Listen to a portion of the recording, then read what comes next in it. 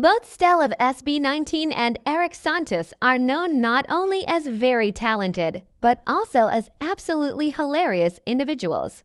Here are some of the funniest moments they had in the US for their concerts.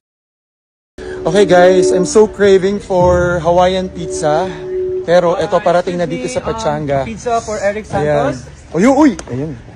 You ordered Hawaiian or Hawaiian, sir. Hawaiian. Who ordered pizza? Excuse me, pizza for Eric Santos. Uy! Ayan. You ordered Hawaiian or Hawaiian. Hawaiian. Who ordered pepperoni pizza? Pepperoni Pizza. At guwapo ng ano natin, delivery.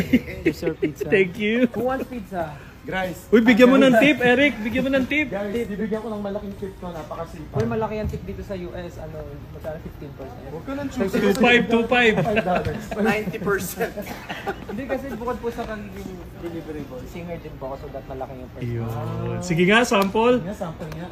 All by myself. Pizza, sabi mo sa akin sa Ang bilis. Ang bilis. Tuloy na.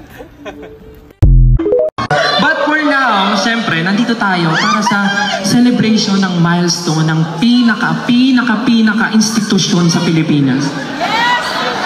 Pag sinabing institusyon, Eric Santos agad din. Naka-video ka doon. Like, naalala ko nung nagper-perform siya, nasa crib pa ako. Hindi ako nag-video.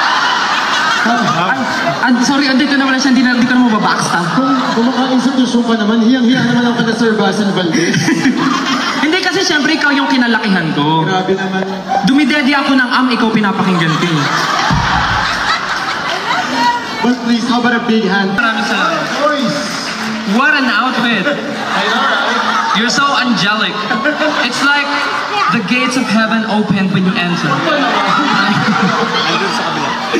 Matagal pa yan, matagal pa. Guys, Eric Santos. Advice ko lang sa'yo, just stay humble and continue loving the people who truly love you.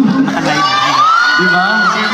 Kapag minahal mo sila ng totoo at alam mo sasamahan ka nila hanggang pagtanda. Actually, gusto ko nga sabihin tama ka dyan. Kasi hindi talaga forever ako magiging humble kasi ito yung role model ko. Biruin mo, tagal-tagal na sa industry pero grabe, buhay na buhay, sumisipa. Pwede ba mag-lower yan? Kaya ba ikaw? Kaya ko naman, baka lang matas-tas yung pantanong mo.